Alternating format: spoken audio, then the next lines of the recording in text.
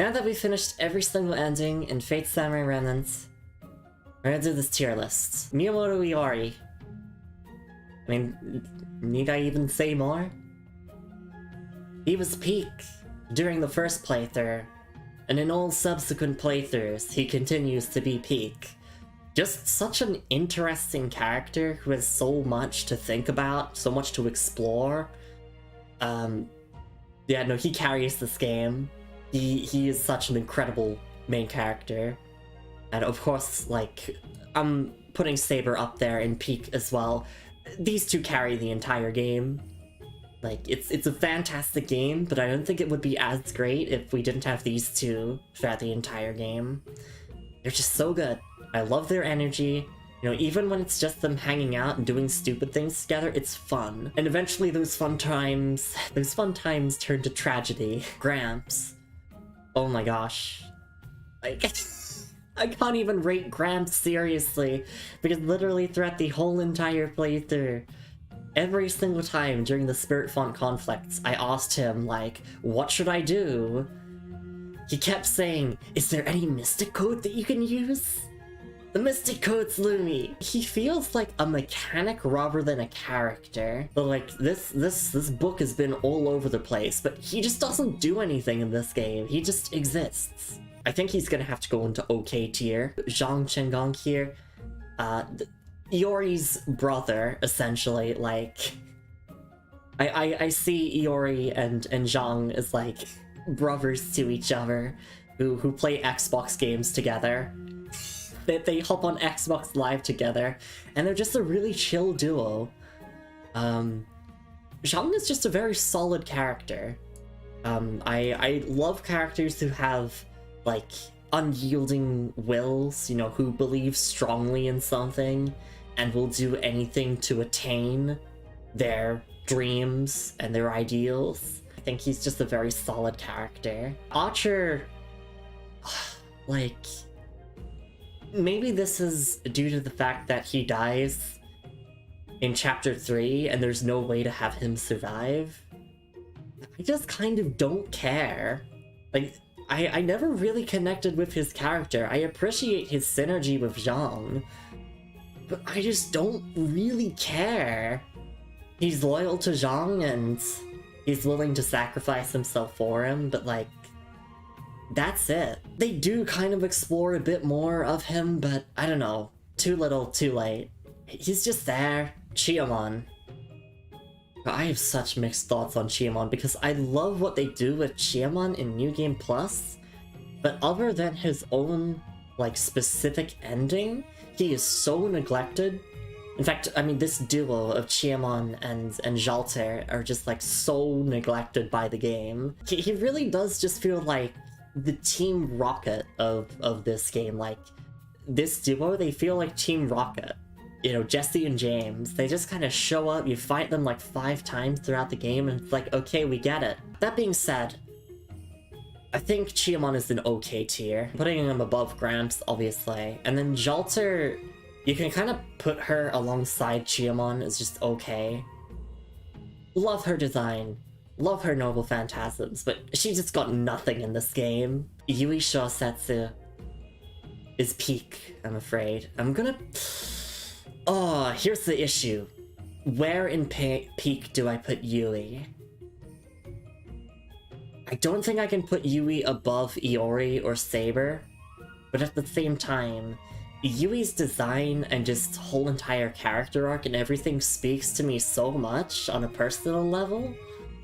Like, there was just something about her storyline that I could connect so deeply with. She's great. I love Yui. Saber, Iori, and Yui are all playable in Fate Grand Order, so it's like, I am so tempted to get into Fate Grand Order because they put my 3 favorite characters in it. Like, they knew. I'm not so sure on Ryder. I appreciate the dynamic that Ryder brings to Yui. You know what happens in Chapter 5, and it's like, that brings down the entire character for me. It's like they took this character, they took all the potential of this character, and they just threw it in the bin. They're like, yep, nope, that's enough.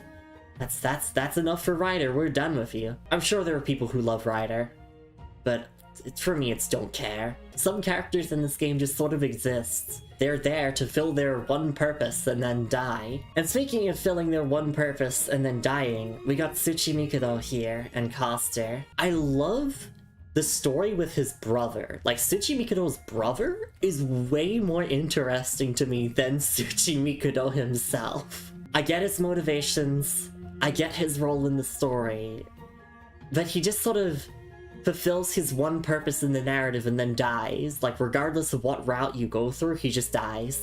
We needed a digression about Tsuchimikudo himself. I'll put him into okay but below Gramps just because I liked the storyline with his brother. I don't care for Coster as the character, but I do really like the points that he brings up and the discussions that he sort of brings to the table in the Ray of Light ending.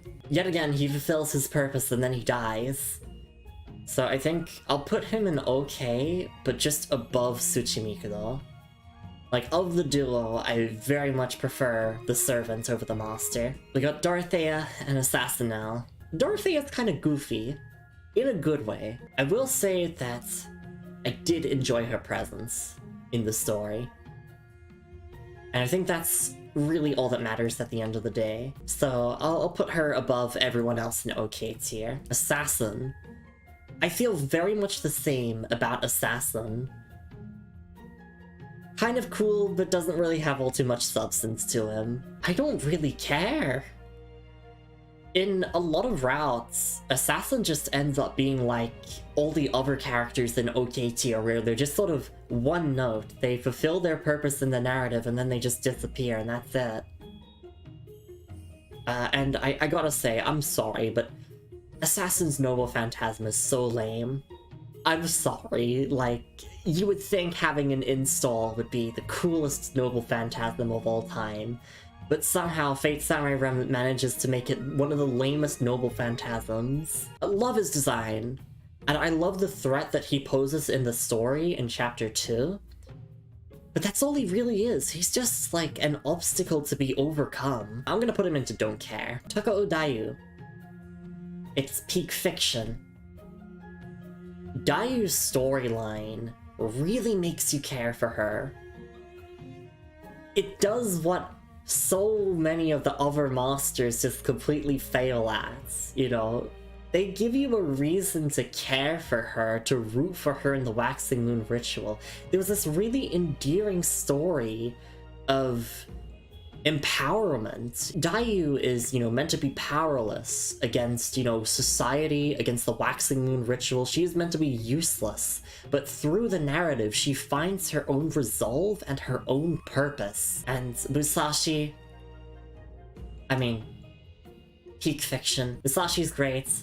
I can see why she's a fan favorite by all the Fate fans. She's just really bright and bubbly, and she brings just this wonderful energy to the narrative that is very much needed, because in a game that can be really serious and depressing at times, having someone so bright and bubbly just to cheer you up, to root for you. Musashi never really feels like she's a villain or, you know, someone that you need to defeat in the game. She's like basically the third protagonist in a way, I would say. She always feels so friendly to you, even though, you know, you're technically enemies in the Waxing Moon ritual. She's just so friendly. And then we have Kaya here.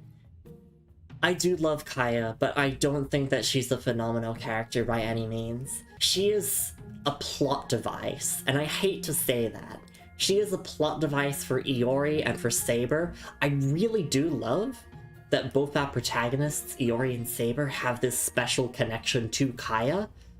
I think what Kaya represents to those two characters is fantastic, but she doesn't really have much. She's just the younger sister that cares about you. She doesn't need to be anything more than that. So, you know what? I might get flamed for this, but I'm putting her in solid. We have Otachibana Hime. Wow. What a character. Fantastic character. I just wish that she got more. Yet again, it's one of those cases where I love what she represents and what she does for the narrative, but as a character herself, she's there. She exists, I guess. Her digressions with Saber are fantastic. So I almost want to put her up in peak. Either peak or solid. I think I'll go with solid above Kaya. The fans are going to be very upset with this one. Tomomo Arya, the creature. I'll just say this outright. Her flirting stuff with Iori is gross. I don't like that kind of anime bullshit. But other than that, if you remove that one part of her character, I see why everyone loves her, because she's the funny, dorky fox. It's just that one element of her character ruins the whole thing for me. The boss.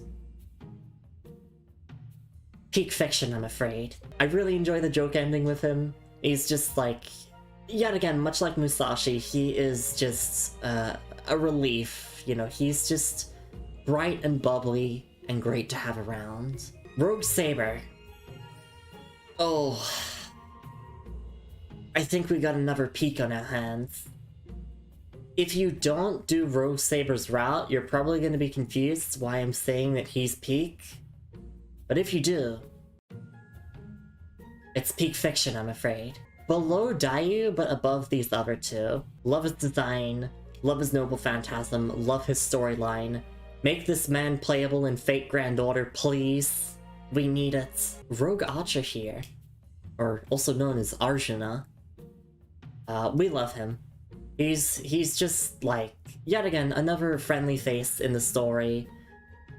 He doesn't really get much in this game. I know that he exists mainly for fan service, but still, as a first-timer to Fate, I wish that I got to learn a little bit more about him. Because other than, you know, him just being a very kind person, there's not much else to his character, from what is depicted in the game. I think he goes up in solid above Haya and Otachibana. Yeah, I just really appreciated his presence. And next we got Ku, classic Fate character.